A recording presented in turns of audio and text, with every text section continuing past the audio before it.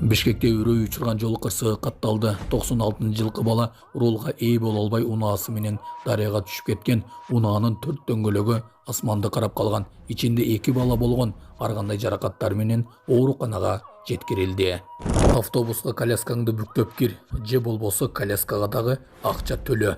Ушул тема азыркы учурда коомчулукта талкуу болууда. Сиз автобуска колясканы бүктөп киресизби, же болбосо коляскага дагы акча төлөйсүзбү? Албетте комментарийге ой пикириңизди калтырып коюңуз. Ушулар жана башка жаңылыктар түрмөгү видеонун астындагы үйдө караган бармакчаны албетте басып коюңуз. Ошондо гана сиздер Кыргызстанда жана башка өлкөлөрдө болуп жаткан акыркы жаңылыктардан кабардар болуп турасыздар. Ол жақта пробка болып секіріп өтіп кетемін деп суға түсіп кеткен ғой ол екен машинасымен.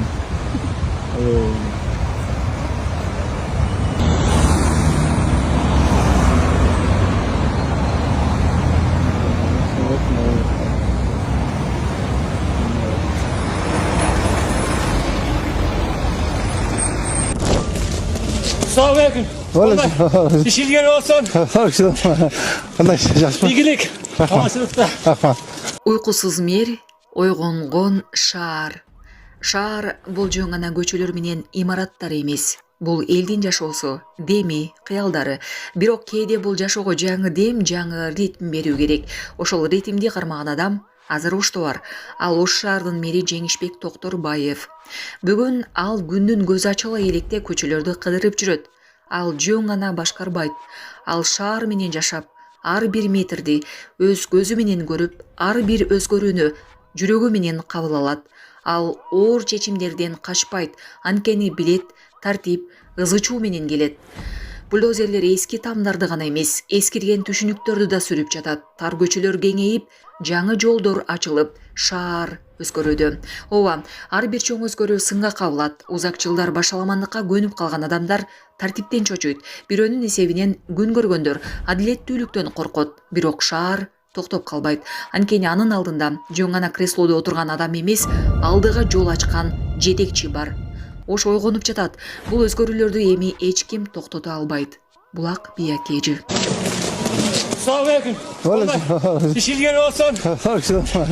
Қандай жақсы ма? İyilik. Аманшылықта. Рахмат. Рахмат. Спортсмен екен. Мен сондай ұрады. Сіз үшін қосаңыз, а?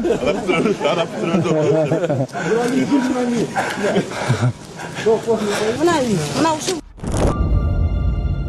Бишкектин так ортосунда жаш жуп жамыр астында бийлешти. Романтикалык видео талкууда. Бишкектин борбордук аятында жамгыр астында бийлеген жаш жуптун видеосу соц тармактарда кызуу талкуу жаратууда. Белгилүү болгондой, жигит менен кыз вальс бийлеп, шаардын жамырлуу кечин өзгөчө атмосферага бөлөгөн.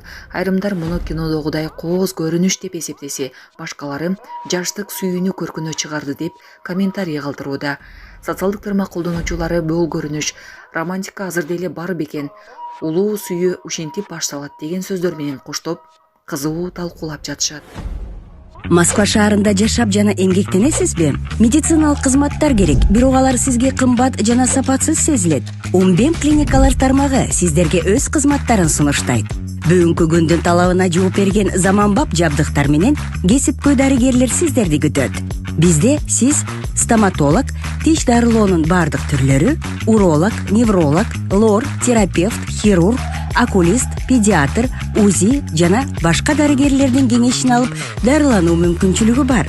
Умбем клиникалар тармагы бул жогорку сапаттагы медициналык жабдыктар менен камсыз болгон профессионал дарыгерлер. Сиздердин ыңгайлуулук үчүн Умбем клиникаларынын Москва шаары боюнча 3 медициналык борбору иштейт. Өзүңүзгө ыңгайлуу даректи тандап медициналык кызмат алсаңыз болот. Ушул ай ичи бизге келип төмөндөгү кызматтарга арзандатуу менен медициналык кызмат алыңыздар. Ден соолугуңузга кам көрүүнү эртеңкиге калтырбаңыз.